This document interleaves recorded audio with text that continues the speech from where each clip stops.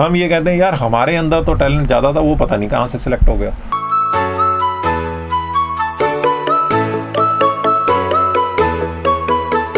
तो यूथ को सक्सेसफुल होने के लिए क्या करना चाहिए?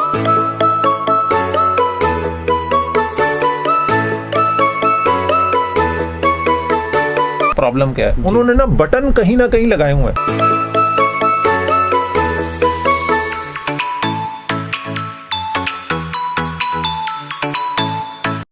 ये तो हमें पता चल गया कि इमोशनल इंटेलिजेंट बंदा ज़्यादा इस वक्त दौर में, ये जिस तरह से दौर बदला है, काफ़ी ज़्यादा पावरफुल होके निकल रहा है। तो अभी मोबाइल की भी बात की, अगला सवाल मोबाइल पे, मोबाइल वर्सेस यूथ करके देखें, क्या कहना चाहेंगे? सर देखिए, जो बंदा यूथ है, मैं मोबाइल को ऐसा है कि मैं नेगेटिव नहीं समझता। मोबाइल बहुत अच्छा एक उपकरण है जिससे आप लोगों को कनेक्ट करते हैं, कनेक्टिंग पीपल। जो हम फिज़िकली सोच रहे थे, आज की डेट में आप दूर से दूर लोगों को कनेक्ट कर सकते हैं। बट हैविंग सेड सो, अगर आप इसको अपनी दिनचर्या में ये सोचें कि अगर मोबाइल नहीं, या मेरा मोबाइल अगर डिस्चार्ज हो जाता है, मतलब उसकी बैटरी ड्रेन हो गई, या मतलब मेरे मोबाइल का स्क्रीन या बैटरी कमज़ोर है, 1 घंटे का ही इसका लीड टाइम है, या स्क्रीन मेरी टूटी हुई है, अगर आप एक ऐसी माइंडसेट में हैं जी, तो मुझे लगता है आप अपने आप को क्वालिफाई कर सकते हैं कि आप यूथ हैं कि वो हैं। क्योंकि मैं यूथ में क्या है, यूथ में सबसे पहले यू आता है। यू के लिए यू कनेक्ट कर रहा हूँ मैं, ठीक है। यू मतलब तुम में जब मैं कर रहा हूँ, तो इसके लिए ज़रूरी नहीं है किसी दोस्त को मिलना है तो मेरे पास मोबाइल होना चाहिए। ठीक है, मैंने उससे बात की कि हाँ मैंने तेरे को मिलना है, और मैं जाके मिल लिया जी, ठीक है। उसके लिए ये ज़रूरी नहीं है कि मैं सारा दिन व्हाट्सएप और फेसबुक, या मैं अपनी फ़ोटो लगाऊं और आपको कहूँ लाइक कर दे, या मैं ये देखूं कितने लाइक हो गए कितने नहीं। मैं उस एंड की बात कर रहा हूँ।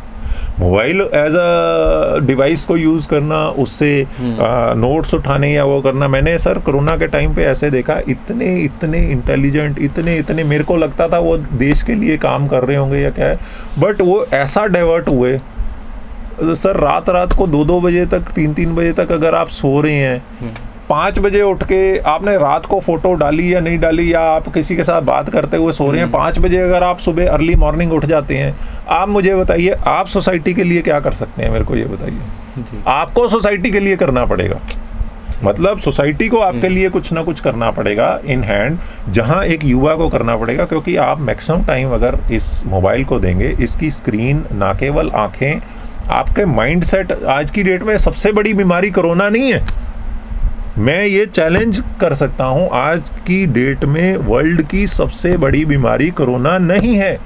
वर्ल्ड की सबसे बड़ी बीमारी थी, है और होगी, वो ये है मोबाइल जी।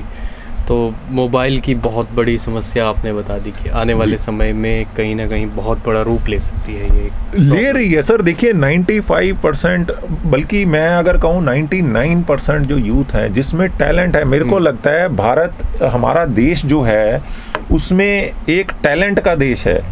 हर किलोमीटर के अंदर मेरे को लगता है, मतलब किलोमीटर भी बहुत बड़ा कहूँगा, हर 100 मीटर के अंदर 8-10 टैलेंटेड युवा हमें दिख जाते हैं। अब होता क्या है, जैसे जैसे उम्र बढ़ती है, 15-16 साल, 17 साल, 20 साल तक पहुंचते हैं, तब पता नहीं ऐसा क्या होता है कि वो टैलेंट जो है दिखाई नहीं देता जी। हम ट्राई नहीं करते, हम खाली हम खुश होते हैं कि हम जो है 9 से 10 बजे या 8 से 9 बजे प्राइम टाइम के टाइम हम टीवी देख के तालियां बजा रहे होते हैं, स्माइल कर रहे होते हैं। पर हम कभी अपने आप को विजुलाइज नहीं कर पाते कि इन बच्चों ने या इन युवाओं ने ऐसा क्या किया कि वो वहाँ तक पहुँच गए। और बाद में हम जब दोस्तों से बात करते हैं, हम ये कहते हैं यार हमारे अंदर तो टैलेंट ज़्यादा था, वो पता नहीं कहाँ से सिलेक्ट हो गया। तो खाली सर ये जो छोटा सा डिवाइस है ना, ये ज़िंदगी में बहुत कुछ उठा पटक कर रहा है, ये हमें समझ नहीं आती। ये छोटा सा डिवाइस बहुत से लोगों की गेम खेल रहा है ये कह सकते हैं जी।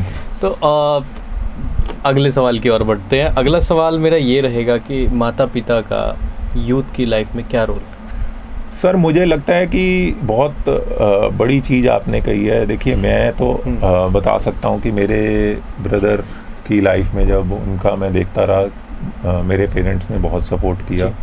आज मेरी लाइफ में भी मैं यही देख रहा हूँ कि मेरे पेरेंट्स ने मेरे को बहुत सपोर्ट किया, अदरवाइज़ मैं ऐसा नहीं कर सकता था। क्योंकि आज की डेट में अगर मेरे पेरेंट्स मेरे को ये कहें कि बेटा आज अगर तू सुबह निकल रहा है, बता कितने पैसे लेके आएगा शाम को, डायरेक्टली इनडायरेक्टली, ये नहीं, कोई माँ बाप मुंह पे ये नहीं कहते कि आज 500 रुपये या 5000 रुपये लेके आने हैं, बट आपको प्रेशर उस तरीके से हर माँ बाप की तरफ से आता है जी। मान के चलो, क्योंकि मेरे को तो आया, मैंने ब्रदर के टाइम पे देखा आया, मैंने अपने युवाओं के टाइम पे देखा वो आया, कौन सी नौकरी कर रहा है, शर्मा जी का लड़का और वो गुप्ता जी का जो लड़की है वर्मा जी और रह गए सर। हाँ।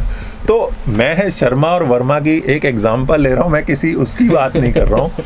मेन क्या है जो मेरे को सुनने में मिला वो यही था कि आप, जो मेरे को समझ में आया धीरे धीरे, ये कहा जाता था कि जिंदगी पैसा है। आज सर आप ये बताइए, कोरोना के टाइम पे अगर आपके पास पैसा है, क्या जिंदगी है जी? आज हम मतलब मैं थोड़ा दुख के साथ आपको कह रहा हूँ कि आज हमने अपने युवाओं को क्या दिया, क्योंकि मैं युवा क्लब का हूँ, आज हमने अपने युवाओं को क्या गिफ्ट दिया है? आपने अपने युवा को साइकिल गिफ्ट की जी, आपने उसको वीडियो गेम लेके दी, आपने उसको टॉयज लेके दिए, आपने जी। जो दूसरे दोस्त थे, दोस्त के लड़के ने, मतलब दोस्त ने अपने लड़के को जो दिया उससे बेस्ट चीज़ें दी आपने, ठीक है, टीवी भी अच्छा ला दिया जी। आप सर ये नहीं सोच रहे कि आपने अपने बच्चे को अच्छा मास्क भी ला के दिया? क्या आपका ध्यान ये नहीं जाता? आज पैसे हैं, आज हम उनको अच्छा ना वो दे पा रहे हैं, हवा दे पा रहे हैं, ना हम अच्छा उनको पानी दे पा रहे हैं, कल को हम लाइफ कहाँ गुजारेंगे? कल को हमारे को लाइफ, वो सिलेंडर लेके घूमेगा बच्चा, हमें बैग भी तो लेके देना ना, हो सकता है हम 4-5 साल बाद उसको बैग लेके देंगे, ऑक्सीजन का सिलेंडर इसमें रखा कर, जी अपना ज़िंदगी। और क्या है, डांस करना है तो साथ में डांस क्लास में वो सिलेंडर लेके चले जा। पानी पीना है, आपने आज से 10-12 साल पहले सोचा था कि हम बिसलरी का वो बॉटल लेके ऐसे घूम रहे होंगे? आज लेके घूम रहे हैं हम, तो कल को हवा का भी ऐसे ही हो सकता है काम। तो वाई आई एम टेलिंग कि पैसा ही ज़िंदगी में सब कुछ नहीं है। मेरा एज अ यूथ क्लब ये मानना है कि माँ बाप जो हैं हर बच्चे को ये कोशिश करें, क्योंकि भारत एक बहुत बड़ा देश है और इस देश में, हमारे देश में बहुत अपॉर्चुनिटीज़ हैं। उसके लिए हम ये चाहते हैं अगर एक दूसरे के साथ कनेक्ट हों और देश के हित में अगर हम कुछ काम कर सकें, ये माँ बाप ही सिखा सकते हैं बच्चों को जी। और अगर माँ बाप ने खुद कुछ किया है तो वो बच्चों के लिए रोल मॉडल बनेंगे जी। मेरे पेरेंट्स ने मैं बताऊं, मेरे मदर और मेरे फादर हमेशा वो सोशल कामों में, मैंने देखा है उनको, जब छोटा था बड़ा हुआ मैं देखता रहा। आज मैं ये नहीं कहता कि मैं कुछ कर रहा हूँ, बट आपके माध्यम से मैं इतना कह सकता हूँ कि मैं जब भी कोई काम करने लगता हूँ मेरे को हमेशा दिमाग में होता है कि इससे सोसाइटी को क्या फ़ायदा है जी। तो अगर सब बंदे की उस शैली के हिसाब से बन जाएगी, आई थिंक हमें बाहर जाने की ज़रूरत नहीं। जो हम लोग वीज़ेज़ और इधर उधर के चक्करों में पड़ रहे हैं और हम अपने बच्चों को कहते हैं, कई बार मेरे को बहुत दुख होता है कि हम अपने देश के बारे में ही अपने बच्चों को बोल रहे हैं। आज बताइए नौकरियां कहाँ ज़्यादा गई हैं, परसेंटेज ऑफ नौकरियां आप लगा के चलिए, क्या किसी के पास डेटा है? किसी के पास डेटा नहीं है। खाली हम हवा में बैठ के, कई लोग बाहर बैठ के, इंडियन ही लोग बाहर बैठ के इंडिया के बारे में बोल लेते हैं। कई बार यहाँ बैठ के हम इंडिया के बारे में बोल लेते हैं कि इंडिया में ऐसा नहीं है वैसा नहीं है। आप देखिए आपने क्या किया, मान लिया कि नहीं है, आपने क्या किया? मेरे लिए ये सोच है जी। यूथ क्लब में हम युवाओं की, जब युवा का मतलब पहली बात तो ये नहीं है कि 30 साल से नीचे युवा हो, एनीबॉडी जिसका भी सोच अच्छी है वो यूथ है, और जिसकी सोच देश के लिए अच्छी है, सोसाइटी के लिए अच्छी है, मेरे हिसाब से वो यूथ है और मैं उसका वेलकम करूंगा यूथ क्लब में। Varun ji, as a youth club ji, हर यूथ चाहता है मैं सक्सेसफुल बनूं जी, तो यूथ को सक्सेसफुल होने के लिए क्या करना चाहिए? क्या कदम ऐसे हैं जो उठाने चाहिए? सर ये ज़बरदस्त सवाल है। वैसे सक्सेसफुल लोगों से पूछो तो बढ़िया है पर फिर भी मेरे को ऐसा लगता है जो नॉर्मल प्रैक्टिस मैं फॉलो करता हूँ या मैं एडवाइस करता हूँ कभी भी, पहली बात तो ज़िंदगी आपकी है जी, और अगर लाइफ आपकी है तो हॉबी भी आपकी होनी चाहिए। हॉबी आपकी है, सिलेक्शन भी आपकी होनी चाहिए। बहुत अजीब सा लगता है सर एक चीज़ पूछना चाहूँगा, यहाँ हवा आ रही है मुझे जी, इसका बटन कहाँ है? इसका बटन एसी में चल रहा है, वहाँ रूम में कहीं लगा होगा। अगर आपने यहाँ बंद करना है तो वो कैसे बंद करोगे? वही बटन को दोबारा बंद कर दिया जाएगा, वहीं जाके बंद करोगे जी। तो अगर मैं यहाँ से आपका हाथ रोक लूँ तो आप जा सकोगे क्या? नहीं जा सकोगे ना। तो यही मैं कहना चाहता हूँ, हमारे यूथ के साथ प्रॉब्लम क्या है या बड़े लोगों के साथ प्रॉब्लम क्या है, उन्होंने ना बटन कहीं ना कहीं लगाए हुए हैं। अब मेरे रिश्तेदार में चाचा जी का लड़का जो है वो बैठा है ऑस्ट्रेलिया या कनाडा या कहीं भी, उसने वहाँ से बोला कि नहीं जी इंडिया में कुछ नहीं है, तुम ये कर लो। अब मैं वहाँ जाके सफाइयाँ भी करना शुरू कर दूंगा। बटन देखो, एक कूलर है या एक पंखा है, उसके कई बटन है।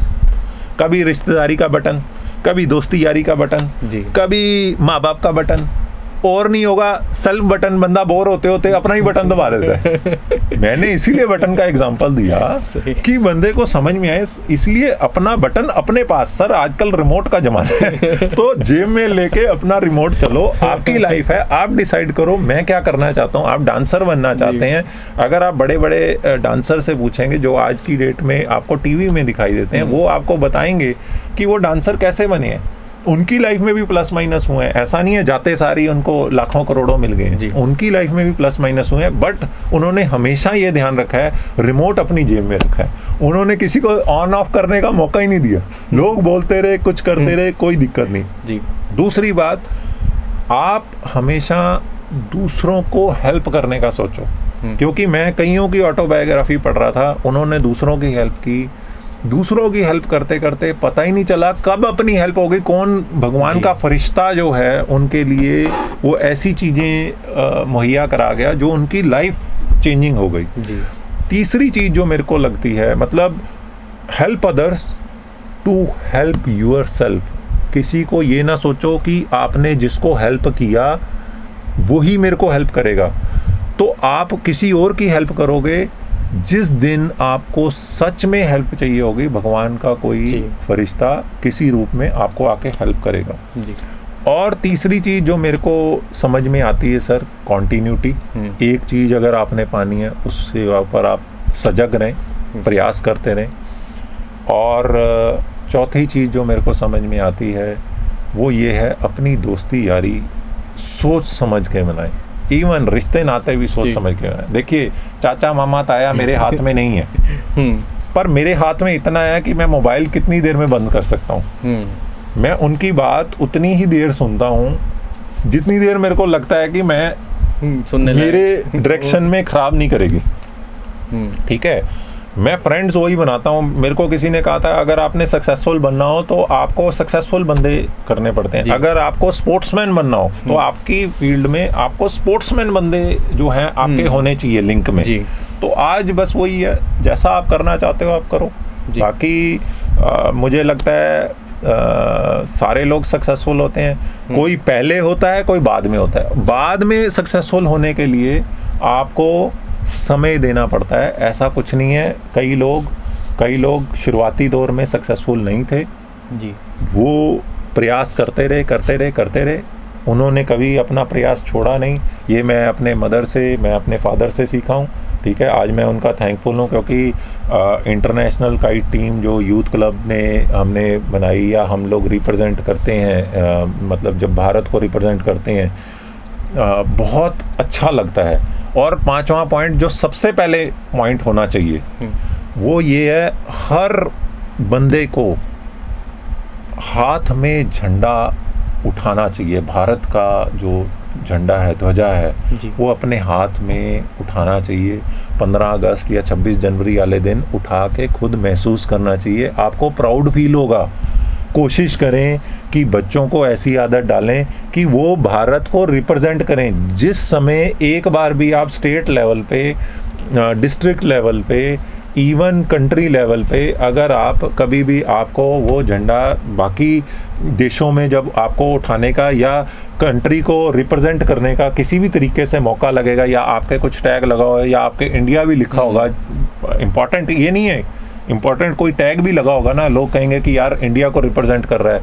आप अपनी फीलिंग बताइएगा, उस समय आपको बैंक अकाउंट का बैलेंस याद आ रहा है कि आपको वो याद आ रहा है? जी, वो प्राउड मोमेंट्स है सर। ये 5 चीज़ें अगर आपको हैं तो मेरे को लगता है कोई भी युवा जो है वो सक्सेसफुल हो सकता है। सर मेरे को तो, मैं तो खुद इतना नहीं हूँ, बट हाँ ये चीज़ें जिस तरह से वरुण जी ने बताया कि 5 चीज़ों को अपना कर सक्सेसफुल हुआ जा सकता है, ये इनकी थिंकिंग है। इन्होंने जो ज़िंदगी का अब तक का निचोड़ जो है वो निकाल के जितना ज़िंदगी को समझा है वो चीज़ें हमारे दर्शकों के सामने रखी हैं।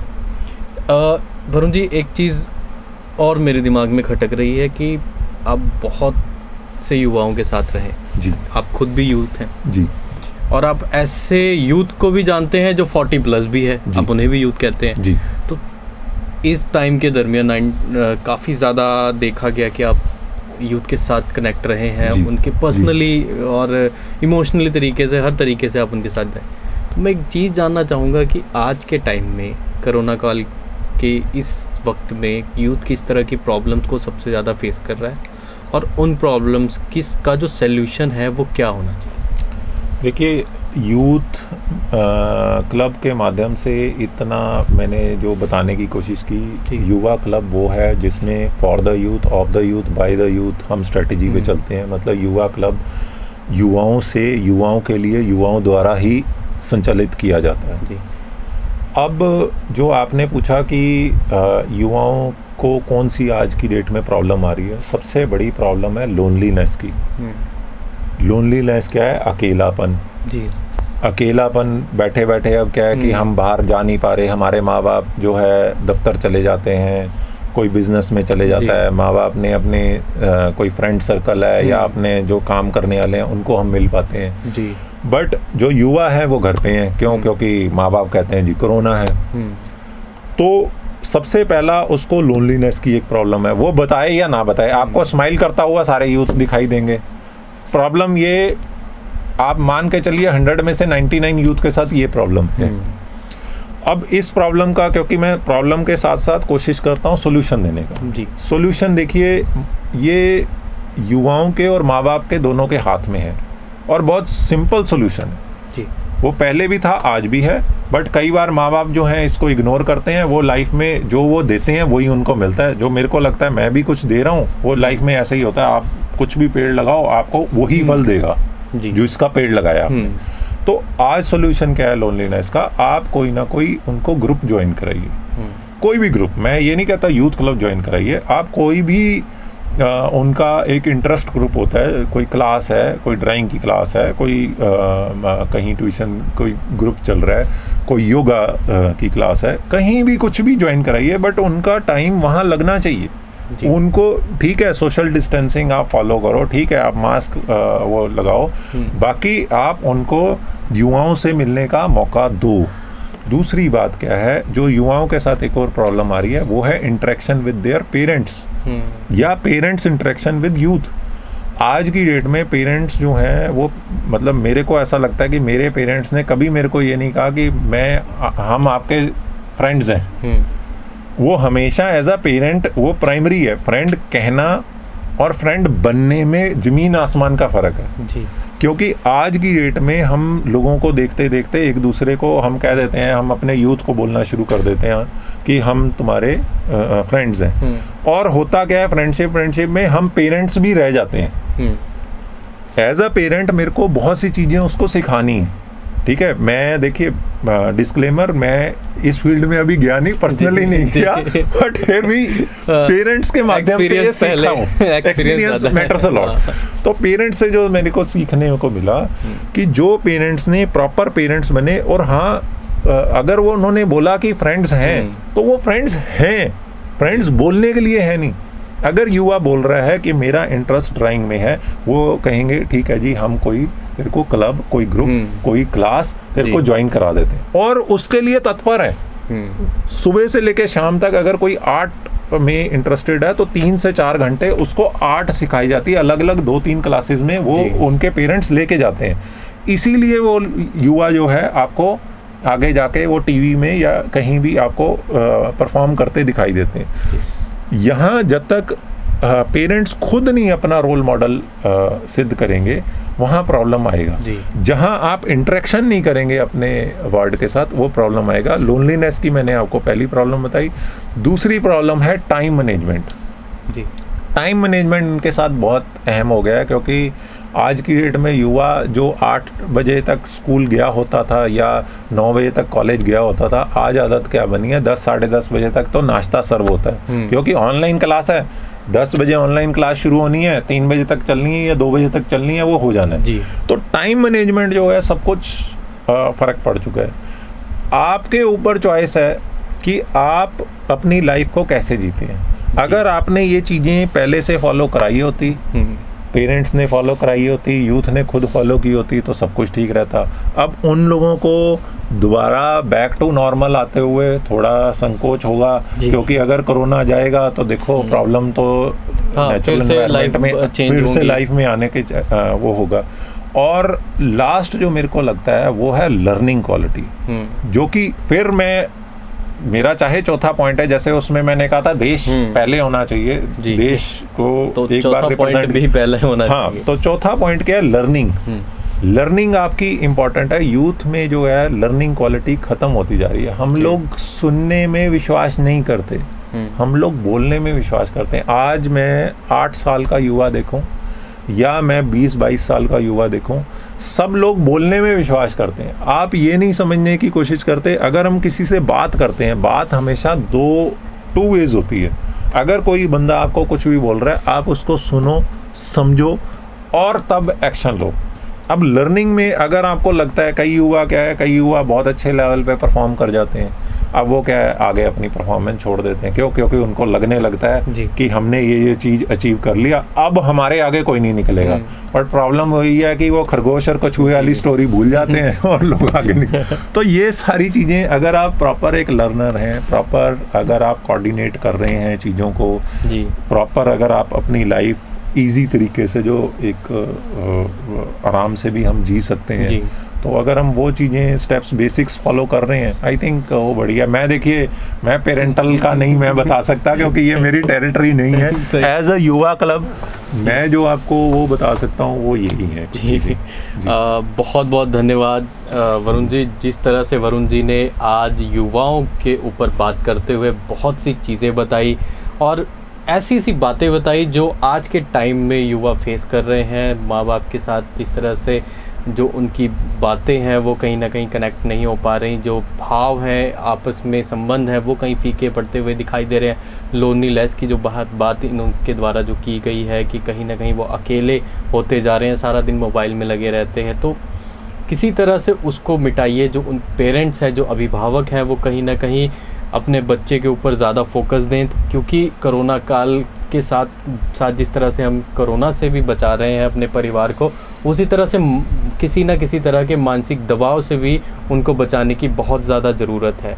ये यूथ है जो आने वाला भारत का भविष्य है। कहीं ना कहीं ऐसा मूवमेंट भी अपने बच्चे को प्रदान करवाएं कि वो झंडा लेके खड़ा हो, ताकि अपने देश को कहीं ना कहीं किसी न किसी जगह रिप्रेजेंट करे और आपका, अपने परिवार का और ख़ुद का भी नाम रोशन करे।